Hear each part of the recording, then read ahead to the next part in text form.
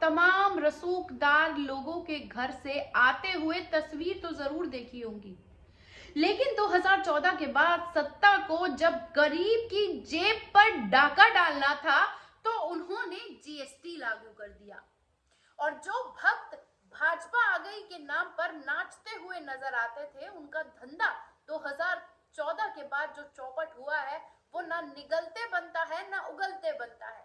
लेकिन इसी चौपट हुए धंधे के बीच में अब जीएसटी की अगुवाई शुरू हो गई है।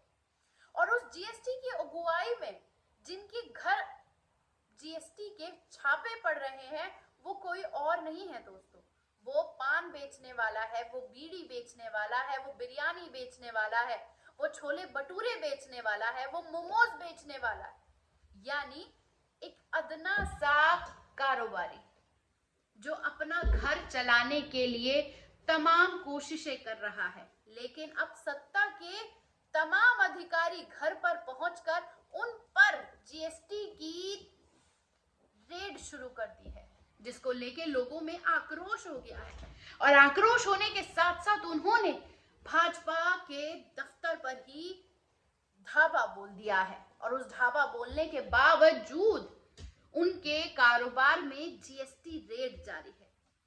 क्या है पूरा मामला, आपको बता देते हैं। यूपी में जीएसटी लगातार छापेमारी कर रही है।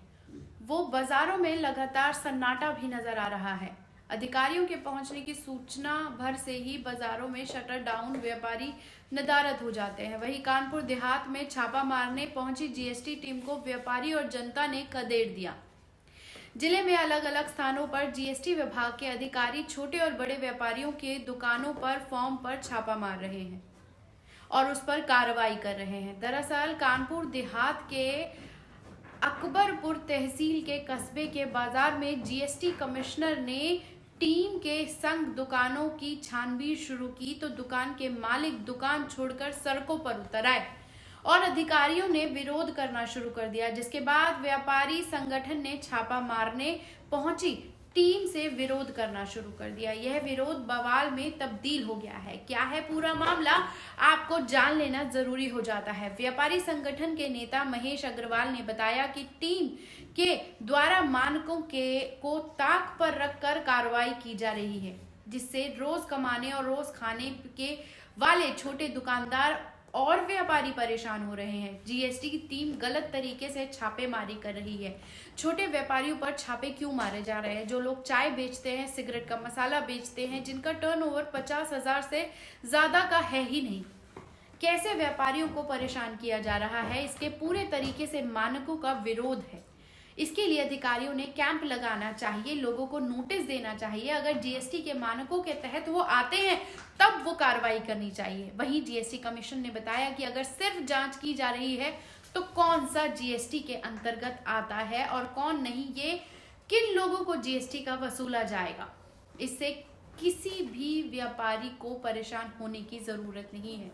हम व्यापार स्थल पर जाते हैं, जांच कर जो जीएसटी के दायरे में आएगा उस पर कार्रवाई कर रहे हैं। बाकी जनता और व्यापारी को परेशान होने की जरूरत नहीं है। लेकिन बात वही है कि किस तरह से जरूरत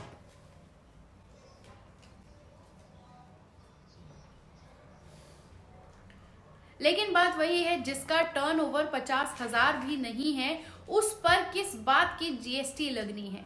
तो जीएसटी के नाम पर जितना लोगों को लूटा जा सके, जेबुक से पैसे निकाले जा सके, वैसी हरकतें सत्ता में बैठी सत्ताधारी लोग कर रहे हैं।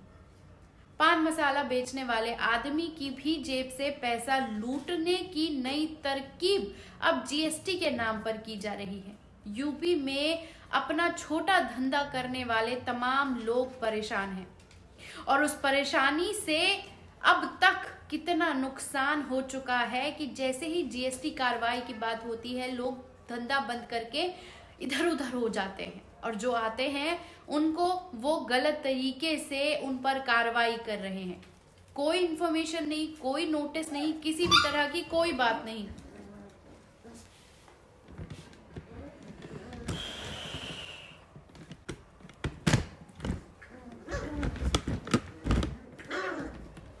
ओए, ओए, बाप,